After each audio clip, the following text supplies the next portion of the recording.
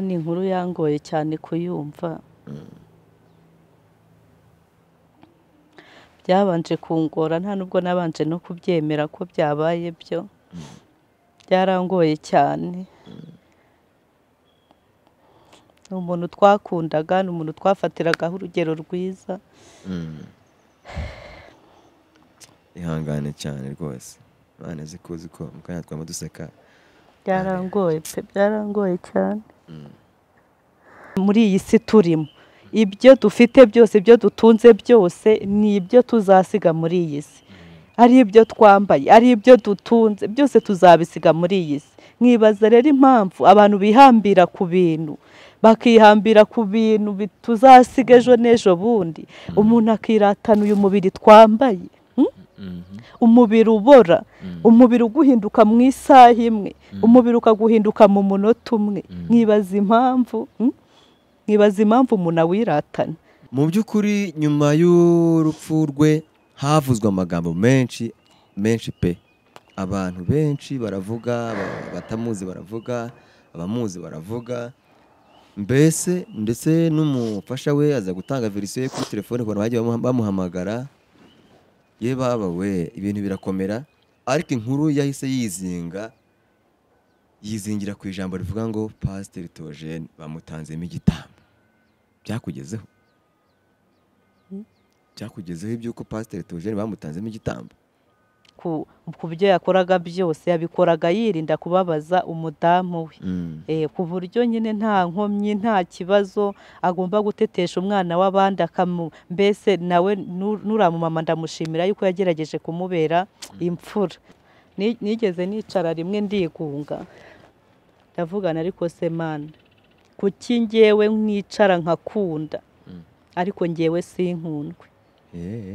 Nuko ndi mubi, nuko nkora bibi, ni ikihe kibazo? Ni kuki ntajya mbona umuntu nkunda? Niba hari abantu rero bakunda umuntu babwira ngo ndagukunda, nanjye ndi muri abo bantu. Iyo umuntu ambwiye gusa ngo ndagukunda, sinzi aho amarira aturuka. Theo yarabikubwiye ko gukunda? Mbasuhuje mbikuye ku mutima mwese abadukurikiraho muri hose mu bihugu binyuranye, haba ibiri muri Afurika ndetse n'ibiri hanze ya Afurika, ndetse kandi nanaherero mu Rwanda rwacu rw'abanyarwanda. Namwe mbifurije kugira ibihe byiza no gukomeza kugubwa neza aho muri hose.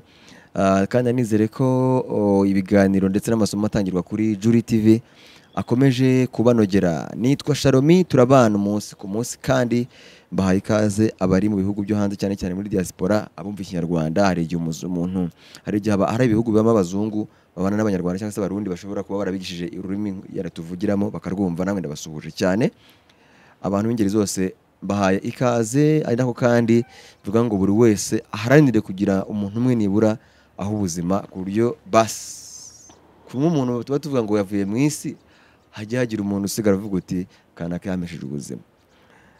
Nanone kandi sindi butinde ntakiriye bwa kabiri cyangwa se inshuro ya kabiri mama ufite amamuko mu gihugu cy'u Rwanda. Kugira ngo nahanze igihugu, afite amamuko mu gihugu cy'u Rwanda, no munyarwandakazi cyane cyane, ariko nanone w'umukristo. Guhaye ikaze nanone. Murakoze cyane. Narabivuze ubushize bagenda bagira ngo nugutebya aturakeye, ariko n'ubungubu nari nzi yuko urongeye urampagurukiye. Kada insetse uze hari ibirenze, nta birenze pe. Nta birenze rwose kubakire nkamwe. Ariko kubakire biba birenze. Mukire sate. Bavuga ati bigenze bitegeye rura rwego. Mukire yasa nawe. Kimwe nuko n'ubundi umukire asa n'udukurikiye. Umuntu udukurikiye bira nawe ni umukire. Uko uburato wowe udukurikiye ukuntu umeze, uri umukire. Ni nako kandi uko nawe umeze. Abakire nuko basitazegera kubishakira. Ndashimye niba ariko mubibona. Rwose bigaragara yuko umutware nta kintu abatakoze, kuko aravuga ngo nubona umudamu uhita unadisitenga ikofi y'umutware. Yego, twarameze neza. Sire ngo bazanga ameze ate? Ndabona ameze neza. Hanyuma rero nagira ngo nyine n'ubundi abantu baha ikaze neza, tuninjire n'ubwo turi guseka, ariko igihugu kirababaye. Abantu benshi barababaye cyane cyane muri Kigali ndetse no mu nkengero zaho, especially abakristo barababaye cyane ku rupfu rw'umupasiteri ukunzwe wari ukunzwe na benshi mu gihugu cyacu cy'u Rwanda, wagize gutya akatuvamo, ari niyo mpamvu tugiye kuganira ku buzima bwe, yenda mbere y'uko bamuherekeza. Warabimenye nawe inkuru yakugeza uri hehe?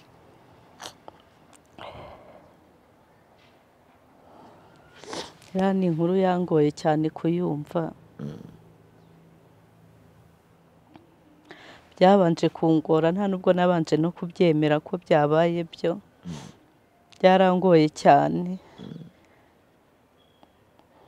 Ni umuntu twakundaga, ni umuntu twafatiragaho urugero rwiza. Ihangane cyane rwose, Imana zikuzi ko mukanya twama duseka. Byarangoye pe, byarangoye cyane. Byarangoye kubyumva, ariko ko byagenda kose turatekereza yuko Imana yamukunze kuturusha. Nekereza ko buriya Theo yanyigishije ibintu byinshi, namufatiye urugero runini cyane, kuko ibintu yagiye akora.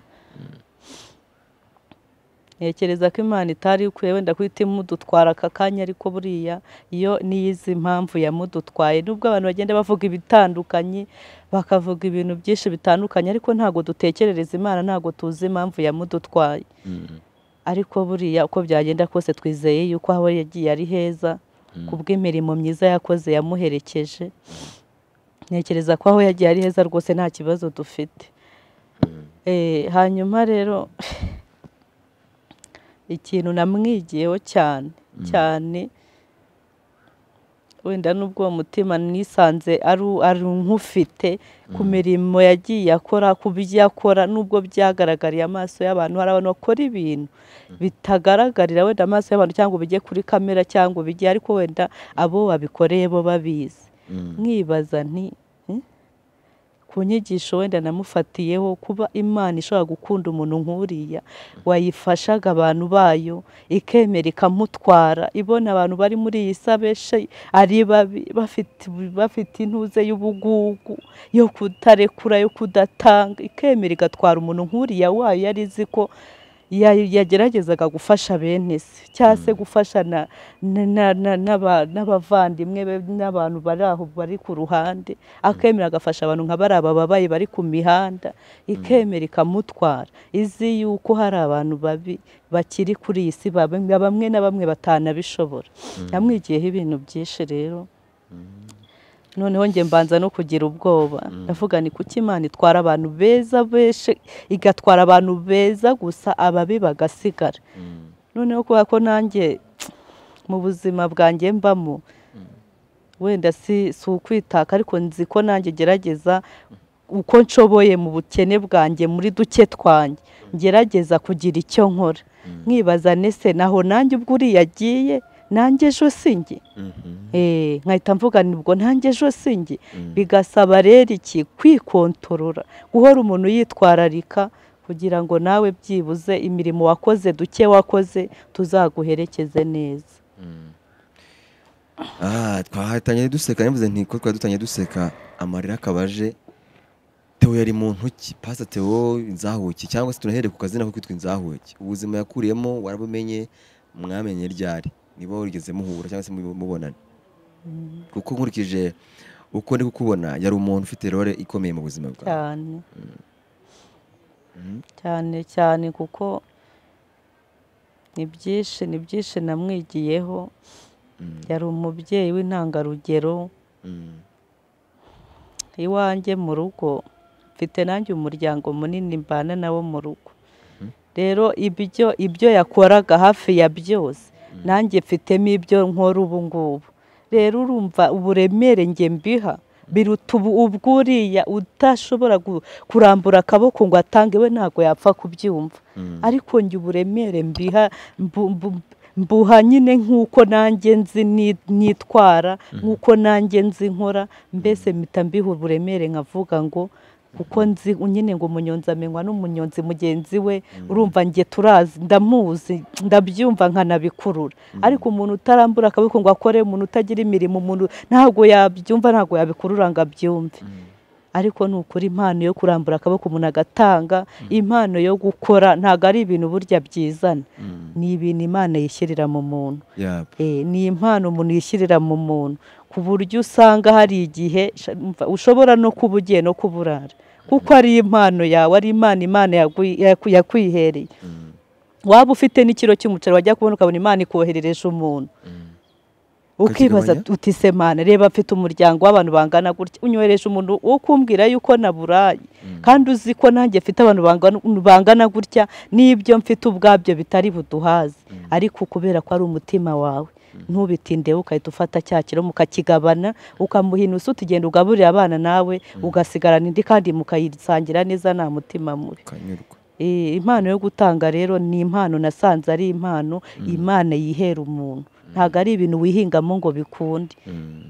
N'inshuti zanjye muri rusange tuziranye mu buzima bwa buri munsi, abo mfasha buri munsi, nabo barambwira bati ibintu wenda udukorera ntabwo natwe n'uwaduha ibirenze ibyo ufite, ntabwo natwe twabishobora. Nasanze rero ari impano, kandi uwo muntu Imana iramukunda, kuko ubikora wumva ubikunze, ubikora wumva ari inyota ubifitiye, wumva nyine ko uri muri ibikira imirimo mu ijuru, ukabikora utavuga ngo runaka ndebe cyangwa se ngo bandebe, ubikora wumva ari ibintu bikurimo.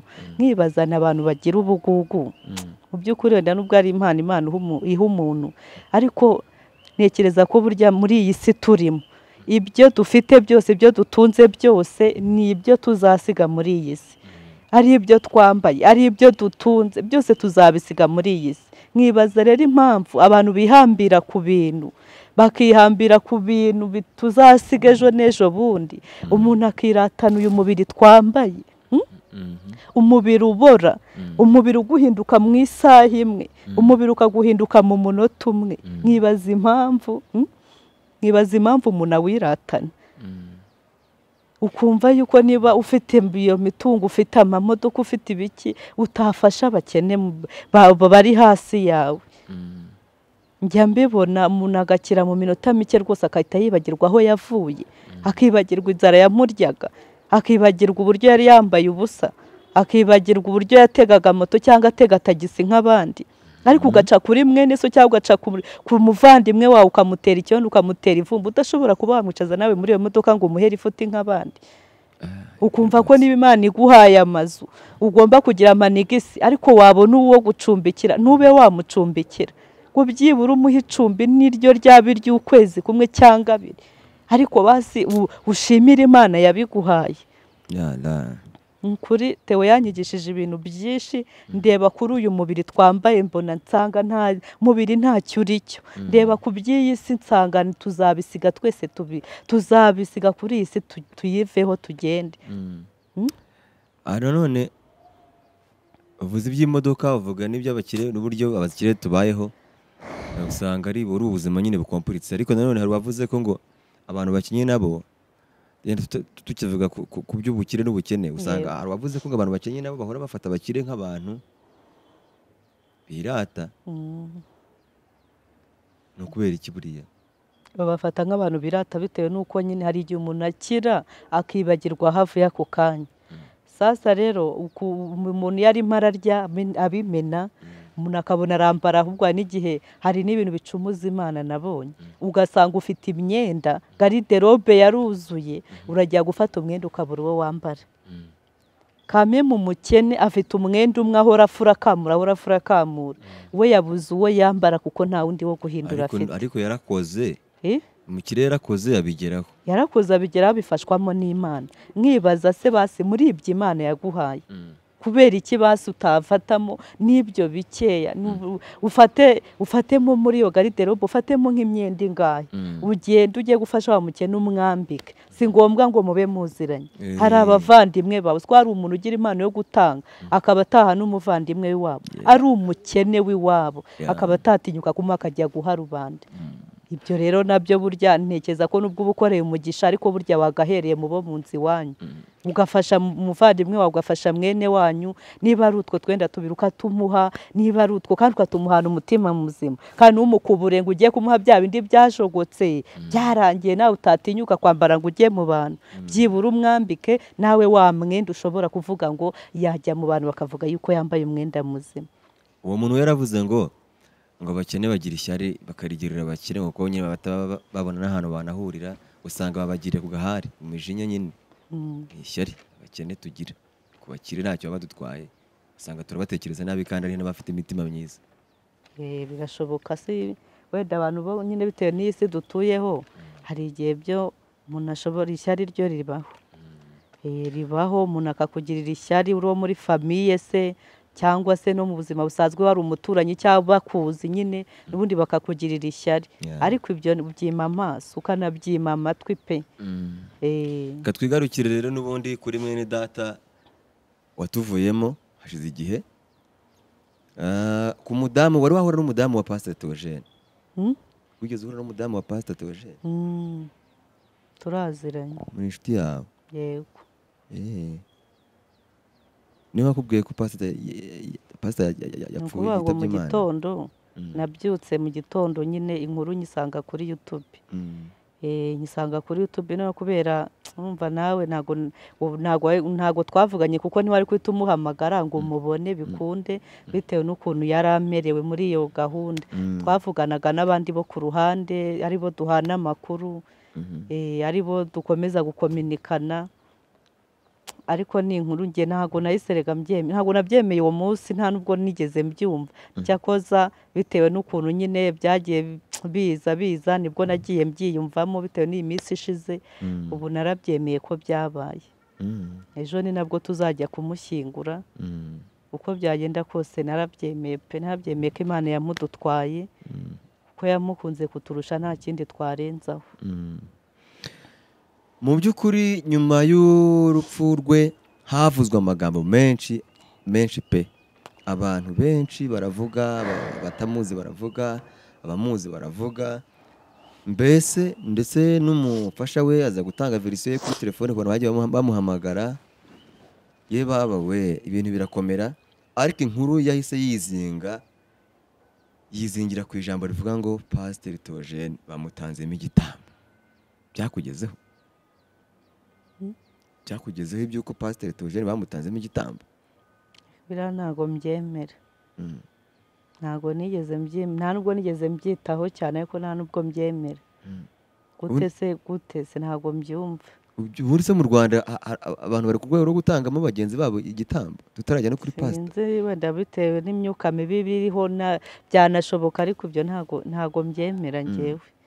Ntago mbyemera nyine abantu bavuga ibyo bashaka batera komete uko bashaka buri wese abashaka guhitinga ku giti cye uriya nawe arimo ararya hiti simbizi ariko ntago ibyo mbyemera by'ibitambo ntago mbyemera ku buryo yaba igitambo akaba n'igitambo n'abo bari bari kumwe se bose bakaba igitambo se bari bamuzi abo bashyitsi yarazanye mu Rwanda bari babazi ku buryo bajyana bose mu bo bari kumwe akabura n'umwe urokoka. Noneho n'uwari wasigaye nawe ari muri koma nawe byarangiye ejo nibwo badutangarije ko nawe byarangiye nawe nitumara gushyingura uyu mukozi w'Imana we tuzajya kumushyingura. Ntago igitambo ntago mbyemera ngewe biriya igitambo ntago cyemera? Ntago mbyemera. bibaye byaba ari byo yenda nk'urugero uko byagenda kose n'isaha y'umuntu ibigeze pe kandi ushobora gusanga ryari igare rye nta n'impamvu yo gutinda ku buryo yaba yaragiye mu busa bagenda buri munsi n'ibitambo baba babatanzeho. Birashoboka wenda mu myizerere y'abantu itandukanye birashoboka yuko hari abo bijyana wenda ariko ku wacu we ntago ari ibyo byamujyanye. Oya ntago mbyemera. Imbona nkubone mwari mwarahuye na Theogene amagambo ye yarayahe harimo n'abantu batanamuzi bumva ngo Theogene yarapfuye mu by'ukuri batazi kamere ya Theogene ni yihe bamuzi ku ma YouTube kubera nyine yakunda kubwiriza bamuzi mu nsengero ariko batazi Theogene usanzwe umuzima musanzwe umuntu wicara mukamwasangira bitari guca kuri YouTube mukaba mwasangira fanta mutitari nta hantu nyine biri guca ni umuntu umeze uti Eugene ni umuntu usanzwe nkatwe twese, ni umuntu ugira impuhwe, ni umuntu wagiraga imbabazi, ni umuntu usabana, ni umuntu ukunda abantu, ni umuntu mbese sinabona uko muvuga pe, ariko ni umuntu musanzwe ntabirenze, ni umuntu usanzwe nkatwe twese, ni umuntu urya, ni umuntu usanzwe, yari umuntu usanzwe. Ariko mu buzima busanzwe agakunda kuganira, agakunda gutebya, agakunda kugira urukundo, impuhwe, ni ukuvuga ngo akunda abantu, iwe mu rugo haba huzuye abantu. Niyo mpamvu rero namufatiyeho urugero, nubwo wenda navuze ngo umutima w'umuntu uba umurimo indani nta wawuguteramo, ariko hari urugero ufatira ku muntu rukakongerera imbaraga mu byo uri gukora. Ni ukuri ibintu yakoraga ngewe byanandengaga, kuko nkurikije ukuntu yazahutse, navuga ngo n'ubundi yari inzahuke, uburyo yazamutse n'uburyo Imana yamuteje iteka agatera imbere, yari akwiriye kumera nk'abandi bose, akagenda akiryamira we n'umuryango we, bakirira bakinywera bagatekana kandi nta rubanza. Ariko ntibyarangiriye aho, yibutse ko nawe aho yavuye hari abandi yahasize. Yumva yuko uko byagenda kose nabo agomba kubazamura, nabo akagira intera bagezaho, byibura Uwiteka akazayimwibukira. Rero niyo mpamvu nanjye mparanira umunsi ku wundi, byibuze ngo nindamuka mpfuye, kuko gupfa n'ejo n'ejo bundi ntawe umenya igihe azapfira, ariko byibura nindamuka mpfuye nzagira imirimo izamperekeza, sinzaherekezwe n'ibintu ntazi ubwoko, ntazi amagambo, ntazi iki, oya, mba numva umunsi ku wundi intambara ndwana, naho nakira nkaminuza nkameneka nkagera he, mba numva ntakibagirwa abanjye, mba numva nta mpamvu yo kugira ngo umuntu bamusohoye mu nzu, wenda mfite gupfundikanya uko nshoboye kose nkamwishyurira n'uko kwezi kumwe, umuntu bashobora kumutera inda ari iwanjye cyangwa se nari impuzi, ugasanga iwabo baramujugunye, baramwirukanye, byibuze mfite aho namuhengeka cyangwa se mfite ubundi bufasha namufasha. Umuntu birashoboka ko bamusohora mu nzu bakamujugunya hanze, ukaba wamucumbikira iwawe nijoro rimwe cyangwa se ukanamwishyurira. Nta mpamvu yo kugira ngo rero umuntu aburara abwirirwe kandi wenda wegetse agafuka k'umuceri mu nzu witeganyirije. Niba Imana yaguhaye umugisha ukabona agafuka ka kilo 25 gukuraho ibiro 5 byonyine ukabiha umuntu w'Imana akagenda akirira, ugasigarana ibiro 20 n'umuryango wawe mukarya, mu by'ukuri ni Imana nibaho umugisha. Rega burya no kudatanga nta mugisha. Igihe umuntu agera mu gihe cyo kubura ibiryo akavuga ati kubura akana karamuheraga iki, siko ibi ngibi namuhaye ari byo tuba turi ubu ngubu kwicuza se nibibaho. Ibyo nago nanone se ubwo waba warakoreye umugisha gute? Iyo mubwo ibyo bisana bya bindi byo kubikora warageze ukajya kubyirata, kwavuga ngo uzi ko runaka ngo runaka se gusa namugaburiye, ngo runaka ngo uramwende yambaye ngo so namuhaye. Ibyo rero nta mugisha uba wakoreye. Ingororano yawe birya birangiriye. Gukora ni ugukora ku buryo akaboko k'ibumoso katamenya ko akiburya ibyo kakoze, nyine ugaceceka. Hari n'ibintu byinshi umuntu akora kandi abana n'undi mu nzu ntabe yanabimenya. Uriya ngo PstTheogene mu rugo yaratunze abantu 22 kandi nta muntu bizi. Yes. Nibanga rikomeye cyane. Ntago ari ngombwa. Si ngombwa gutangaza ngo nakoze ibi, nagize gute, nta mpamvu. Ariko nka birawundi yakoraga byo akabishyira kuri channel byo uko yagize. Bura hari nanone yabikinga, hari abatari kugira hari abatari kumufatira urugero. Ariko biriya ni byiza kugira ngo bigire na wa wundi nyine wumva yuko yageze ahagera, no nawe bimuha urugero, bimwereke ko burya umuntu yazamuka akagera naho agifasha n'abandi kandi atari uko afite ibya mirenge. Iyo umuntu agiye gusaba akazi muri leta cyangwa se n'ahandi batanga akazi mu bigo byikorera cyangwa se byigenga, bakunda kwandikaho ijambo ngo kuba afite ari ndakimwe mu mico no mu myifatire. Inshuti yawe Theo, yego, mu mico no mu myifatire hari igihe umuntu yenda yatabarutse abantu batinya kuvuga yenda uruhande rwe rubi, ko mwagendanye muziranye tubwiye ko rwose ari inshuti yawe magara. Hari uruhande runaka wigeze umubona nto? Ntarwo rwose, udahwitse wenda igihe abagiye kubeshya ntarwo. Ntarwo ntacyo mushinja pe, kuko umuntu Imana niyo imenya umuntu ku giti cye, ntago wenda twabanaga kenshi cyane gashoboka ku buryo namenya amakosa ye cyangwa iki, ariko ntago Theo nta mico mibi muziho. Cyane ko yari umuntu wibabariye, nta mico mibi muziho pe. Ntabwo ari kuba yarabaye mu buzima bugoye bubabaje noneho ngo yibagirwa ibyo yabayemo ajya kwirirwa yishongora. Yego yanakoraga n'igishoboka cyose ku buryo atababaza umwana w'abandi.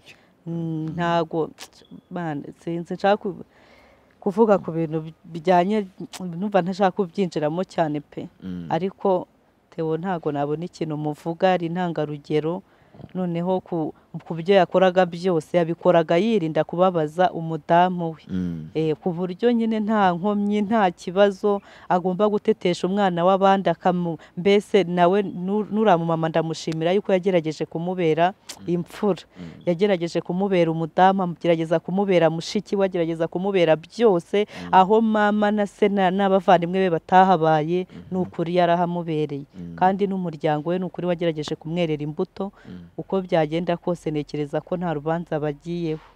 Nekereza ko mu minsi mike bamaranye nta kibazo bagiranye, basangiye akabisi, basangira akaryoshye, nta kintu bese batasangiye. Uko byagenda kose ndashimira n'umudamu wa Theo, ndamushimira cyane ko yabaye intwari, kuko ubuhamya bwe bujya gusa n'ubwanjye. Yarababaye arihangana, erega hari igihe ubabara ukihangana, Imana yanabatera iteka, mwanazamuka ugasanga umugabo afite umutima wo gutanga ariko umugore ntawe afite.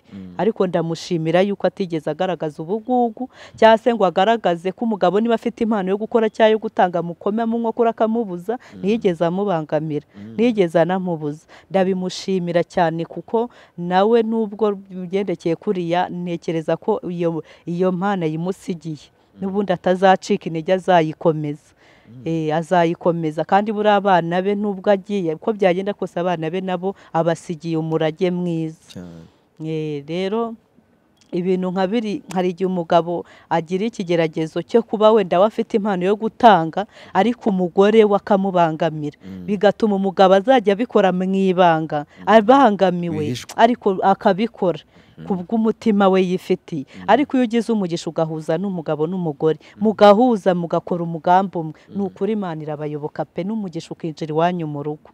Ariko we mugabo cyangwa we mudamu, niba ufite umutima, mugenzi wawe akaba atawufite, ntazakubangamire. N'ukuri uzakorera umugisha wawe, kuko ntawe muzajyana mu ijuru, uzijyana ku giti cyawe, uzajyanwa n'ibyo wakoze, uzaherekezwa n'imirimo wakoze. N'umugabo ntazakubangamire, cyangwa ngo urebe ku bukene ufite uvuge ngo se ngo ko ndi umukene natanga iki, wakora iki? Ntabyo kuvuga ngo umukene, Imana uko nayibonye uko ikora ntireba kuri umukene cyangwa uri umukire, ahubwo uko byagenda kose no muri duke ufite, uko twaba tungana kose, nubwo waba ufite imyenda ibiri, nubwo waba urya inusu y'umuceri, nubwo waba ugira gutekereza ko umuntu ufite umutima wo gutanga ntajya buri kintu atanga. Yego, hari n'igihe umuntu ashaka kukubwira ati naburaye, kandi n'ukuri pe, utanabifite nawe ari ikigerageza Imana ikuzaniye, ukemera ukajya kumwikopeshereza kuri botike, abawe bakaburara, ariko uwo muntu ukamugaburira cyane rwose. Rero nasanze nta muntu witwaza ngo njye nta kintu mfite cyo gutanga. Ufite kudakora mu byo ufite kuko ibona ko ntabyo ufite, kuko ibona ko ntabyo ufite, ariko ugakoresha n'amaboko yawe, ugakoresha n'imirimo y'amaboko yawe, ukaba wajya gusura umuntu urwaye ukamurwaza, uwo ni umurimo. Ukaba wajya gusura umubyeyi wabyaye ukamurwaza, ukamufurira, ukamutekera, byose ukabiragiza nta yindi ntego urindiriye. Ndetse binashobotse bikaba na ngombwa ko ukora n'urugendo rw'amaguru nta n'itike bari buguhe, ariko ugakora uwo murimo. Nasanze rero umukene uko byasa kose nta muntu uzabona urwitwaza imbere y'Imana ngo nari nkennye, ngo nabuze icyo nkuha Mana, ngo nabuze icyo ngukorera, ntago bishoboka. Icyo cyo rwose abantu bakimenye banagitekerezaho. Ngewe Theo yaragiye nekereza ibintu byinshi kuruta ibyo nakoraga nekereza kenshi. Ndavuga ni nsanze Imana ari ngari, nsanze Imana yihariye. Wigeze ubasura mu rugo kwa PstTheogene? Kera. Ni ibihe bihe utazibagirwa iyo utekereje Theo hagati yawe nawe na madamu we, bikuza mu mutwe byihuse ku buryo uba wumva biri hafi ku maso? Ibihe ntazibagirwa urukundo. Ikintu ntazamwibagirwaho cyane, agira urukundo rwinshi kandi akanabikwereka. Hari umuntu ugukunda akabikubwira ku munwa, mbonereho no kubwira abantu bagira urukundo. Rwa rundi rw'imbere ugatinya kurubwira uwo wakunze. nanjye kera najyaga ngira nk'ikibazo cyo gukunda umuntu namureba nkumva ndamwishimiye nkumva ndamukunze ariko nkaba nkibaza nzamubona gute ngo mbimubwire sinaturuka ntabihera he ariko intambara yose urwanye ishoboka iyo ari yo yose intambara urayirwana ukabona wa muntu bitewe n'urukundo umufitiye bitewe n'icyo umugendereyeho kandi ukabigeraho kubera yuko Imana iherekeza umuntu wese ufite umutima mwiza, umuntu ufite urukundo, umuntu ufite ubushake, Imana iramuherekeza. Rero ikintu ntamwibagirwaho yagiraga urukundo rurenze ku buryo nukuvuga ngo yagufashaga atitaye kuko umeze, akagufasha yaba mu buryo bw'inama, n'umuntu uzi kujya inama, akakubakira urugo ntacyo arebyeho, akagufasha atitaye kuko umeze, mbese ibye n'ibyinshi pe. Ariko ikintu kijyanye kuvuga ngo urukundo, gukunda abantu ntacyo agendereyeho, ntacyo arebyeho, kugira umuntu inama kumva yamwubakira urugo rwe rugakomera, ni ukuri ntago nabyibagirwa. Ntabwo wabyibagirwa. Bwa mbere ubasura mu rugo bari bafite abana cyangwa bari babafite, ari n'abakene, ari n'abakene cyane, ari zahare, ari abantu nubwo mu bukene bwabo bari bameze uko ariko bari banakijijwe, bafitanye n'urukundo, ari abantu bisanzura, ari abantu birekura, ari abantu bumva ko ubuzima ubwo ari bwo bwose bwashoboka. Tewe yajyaga nsanga ahantu nakoreraga hariya Kimisagara, nanjye nari nkiciririritsemo, akaza akansuhuza nta mutima mubi. Ni naho hantu natekereza nubwo twasengeraga hamwe, ariko Theo yari umuntu sinzi ukuntu yari yitereye, atakunyuraho amutanaziranye, ariko akaba atakunyuraho atagushuhuje, afite ikinyabupfura, afite umuco, akaba atatinyuka kukunyuraho atitaye ngo nuko umuzi cyangwa imujya mu bukene bwe. Nkaswe n'ubu yari yarabaye umusitari, mbere atanazwi rwose ntiyashoboraga guca ku muntu uwo ari we wese atamushuhuje. Yaragusuhuzaga, byashoboka bamuha umwanya mukaganira, akagufasha mu buryo bw'ijambo, yaba mu buryo ubwo ari bwo bwose akagufasha. Rero ntiyajyaga aca ku kazi aho nakoreraga atancuhuje, agasuhuza akigendera. Nakuvuga nayo ko uyu muntu ufite umutima mwiza gutya, ubundi kuki ntaba inshuti nawe? Kenshi tukavugana, kenshi tukaganira, nkumva afite inama nziza, nkumva afite ibitekerezo byiza, nkumva nyine yifitiye umwihariko we utandukanye n'uw'abandi.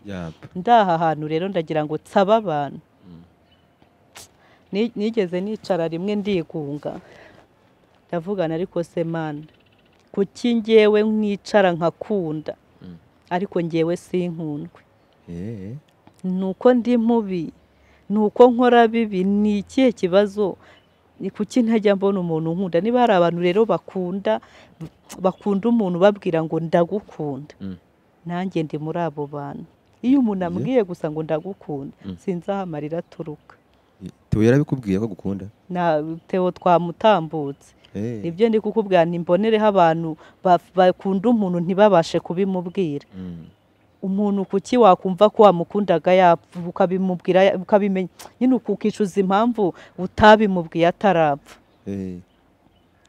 Uwagiye yarigendeye, n'abo yakunze n'abo bakundanaga barahari, ariko ndi kwibaza impamvu hari igihe umuntu apfa ugatekereza ibintu byinshi. Umuntu yapfuye ubundi ukangura ubwenge, ugatekereza ibindi bintu byinshi. Nkibaza niba nkunda Shalom nkaba ntarabimubwiye, kandi kubivuga ku munwa ntago ari byo gusa, ahubwo n'ibikorwa ukora. Shalom, abantu babana mu buzima bwa buri munsi bugiye butandukanye. Nshobora kuba ndiho nta bavandimwe, sirakubwiye ko nta bavandimwe, abavandimwe banjye barahari ariko ntago mbazi. Urumva, abo nzi ni babiri gusa kandi mfite benshi, nabo ngabo nabo ushobora gusanga ari babandi n'ubundi mfasha nta kintu bamfasha kuko bakiri batoya. Rero niba umuntu ushobora kumbera mukuru wanjye, ushobora kumbera mama, ushobora kumbera papa kuko papa naramubuze yaragiye sinzi ahari, ushobora kumbera papa. Burari igihe umuntu aba ari mu rugo afite n'aba bana n'iki, nyine yubatse umuryango, ariko burya hari n'igihe aba akeneye inshuti nyanshuti itari indyarya, akeneye nka papa, ukabona uwo utetaho, ukabona uwo uganiriza. Hari igihe umuntu atekereza ikintu utatinyuka kubwira n'umugabo wawe cyangwa se n'uwo muri kumwe mu rugo, ariko ukavuga uti mfite inshuti yayindi nisanzura aho nshwanyuka nkayibwira buri kimwe cyanjye cyose, washaka kurira ukabona uguhoza uzi kwifuza kurira ukabona uguhoza Shalom icyo kintu urakizi nigeze kurira ndi kumwe n'umuhungu arambwira ati komera kandi ubundi ntabwo mu buzima nigeze ndira cyane ariko uzi kwifuza kurira ukabura umuntu ukubwira ngo pole Birababaza. ukabura umuntu uguhoza birababaza kandi cyane. abantu isi yuzuye abantu Imana yararemye abantu bafite umutima ukabura umuntu waguhoza bire ihangane kan uwa mbere nanjye ndi mu bari baguhojeje ihangane bimwisi biho agahinda karababaza agahinda karababaza I know niba ari igikomere njya ngira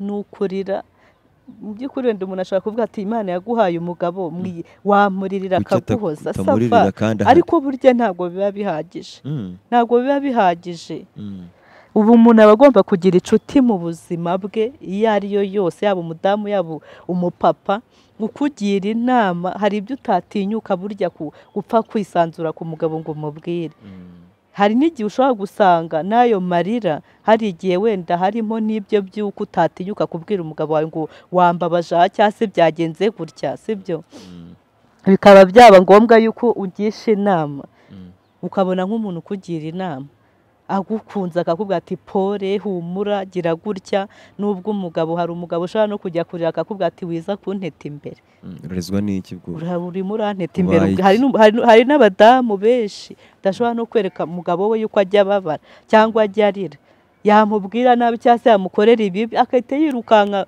mu cyumba cyangwa se ahandi hantu akagenda akabyihererana we ku giti cye akabyimenyera ariko buriya hari abantu benshi bicaranye ibikomere burya abonye umuntu umuhoza amarira burya yashwanyuka akarira nawe agahumeka akaruhuka mu mutwe akumva akaruhutse nanjye nigeze kubona uwo muntu wo muri famiye imwe yo kwa mukuru wanjye yo kwa mama wacu hanyuma rero mva naho nagiye ngiye kubasura ntanabiteguye ariko burya hari igihe umuntu akubwira neza abadamu dukunda abantu batubwira neza hari igihe umuntu akubwira neza ukumva neza ntuzi aho biturutse icyo gihe nararize ntaha amaso yatumbye wagira ngo yabyimbye barandeka ndarira kuko ndarira ariko ntaha batamenya icyandijije kubera ijambo ryiza bataba batambajije ngo warizwaga n'iki nditahira ariko numva muri gihe hari ikigabanyutse ariko singiye kubabeshya pe niba hari umuntu ufite urukundo rutari uburyarya hari igihe nanone ubivuga gutya nk'abapapa cyangwa abagabo bakumva ko nanone hari urundi rukundo ushaka cyangwa se hari izindi ke ushaka oya nacyo kigeragezo umuntu ahura nacyo kenshi ugasanga niba hari umupapa ukwikundiye cyangwa umugabo cyangwa se abo basore ugasanga kandi ubundi abadamu akenshi abadamu ntabwo tujya tugirana ibintu nk'ibyo nyine byo kuvuga ngo urukundo ngo ibintu byo kuvuga ngo umuntu yakugirira imbabazi akakugirira impuhwe nawe ubwo aba afite ibikomeye nawe ashaka ko bamwomora rero sinibaza ukuntu umudamu mugenzi wawe nawe yaba afite ibikomeye nawe ubifite nanone ngo akubwire amagambo meza atuma ugira ariko nanone hari abagabo b'abapapa cyangwa se baba bafite n'umutima wabo w'indani wo kuba bafite impuhwe nta kindi bagamije hari umugabo ushobora kuza agamije kuvuga ati turyamane cyangwa se nguheke yaza urukundo rwo kugira ngo turyamane weya urwo sindushaka sindukeneye sinshaka ibizansenyera urugo ntago naba nigisha abandi mpora nubaka iz'abandi ngo nanjye njye kwisenyera urugo oya hari igihe umuntu aba akeneye ineza y'umuntu akeneye kuganira n'umuntu akeneye nyine inama nizo za mbere rero ntabwo nanone urukundo rujyanye no gukura santima z'abantu kugira ngo mukunde mukore ibyaha ari rwo rukundo nanone urwo ntabwo aba ari urukundo rwa nyarwo Sharoni ntabwo ntekereza ko aba ari urukundo rwa nyarwo kuko ibyo bibakururira mu byaha n'ubundi ejo murongera mugashwana nta kongera ikindi gikomereze rero ntabwo urwo ngurwo aba ari urukundo rwa nyarwo ahubwo nyine urukundo rwa rundi rwubaka umuryango rwa rundi zasura umuryango wawe nanjye ugasura uwanjye abana banjye bakamenyana tukubaka umuryango umwe nta bindi bintu tugamije ndi umuntu ukunda gufasha ndi umuntu ugira urukundo, ndi umuntu sinzi nanjye ukuntu nteye, ndi umuntu uharanira kugira ngo umunsi nanjye ntazaba nkiriho byibura nzasigira umurage abana banjye, nzasige byibura inkuru nziza imusozi, ntawe umfuma ntawe ujya gute n'ubwo batabura, ariko byibura abazamvuma ni abazaba bambeshyeye, ni abazaba bambeshyeye, ndwana no kurwana urugamba n'ubwo nyine abanyeshyari batabura, nubwo urugamba rutabura, ariko uko biri umuntu aba yagerageje. Umuntu aba yagerageje, ari nako kandi nk'uko bivuze, umuntu niba umukunda mubwire ati ndagukunda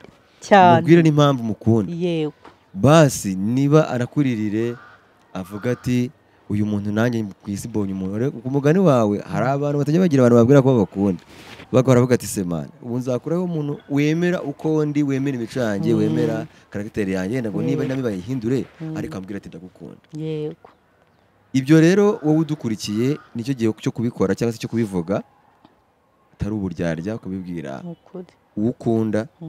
Mubwire, hari umuhanzi twari Inesano yararirimbye ngo niba hari umuntu ugukunda cyangwa se ukunda bimubwire none, niba hari uwakubabaje mubabarire none, niwo munsi ufite. Ibyo rero ndabihatira kandi ndanabikangurira abadukurikira n'abakurikira Juri TV umunsi ku munsi. Ariko nanone tugana ku musozo, yitwa Solange cyangwa se Soso, nibwo twibaza ko twibagiye kwivuga, ariko niko witwa. Ariko bani ikiganiro cya mbere barakibonye, ntabwo bikaze cyane kuko abenshi bazagenda bimenya n'ubundi.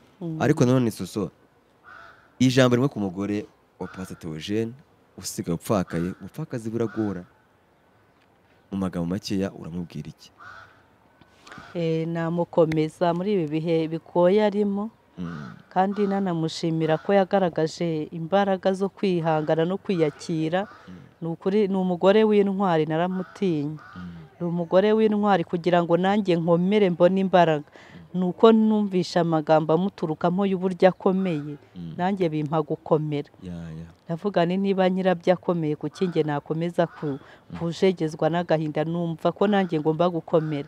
Ariko icyo namusaba ni ukuri nakomeze kwihangana muri urugendo turimo, ntabwo biba byoroshye, ariko tuzakomeza kumuba hafi uko dushoboye, Uwiteka azadushoboza, tuzagerageza gukora uko dushoboye.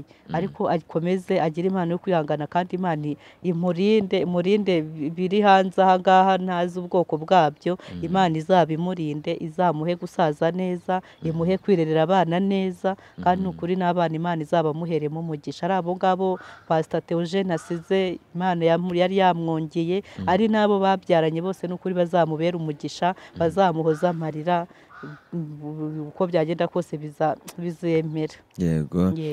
Ubwo rero reka babwire ko dukoze ikiganiro ku wa kabiri, gishobora kujyamo twagiye yavuze ngo tuzamushyingura ejo, yavuga ku wa gatatu nyuma ya saa sita. Ushobora no kucyumva ku wa gatatu hararenze.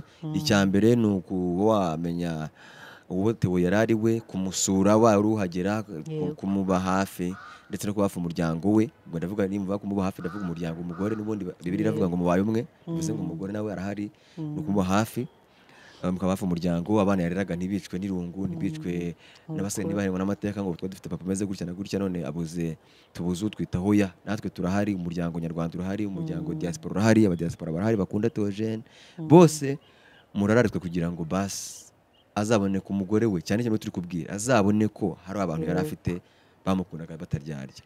Ari nako rero ngushimiye, wakoze kwitabira. Mwarakoze cyane kubana natwe mu dukurikiye.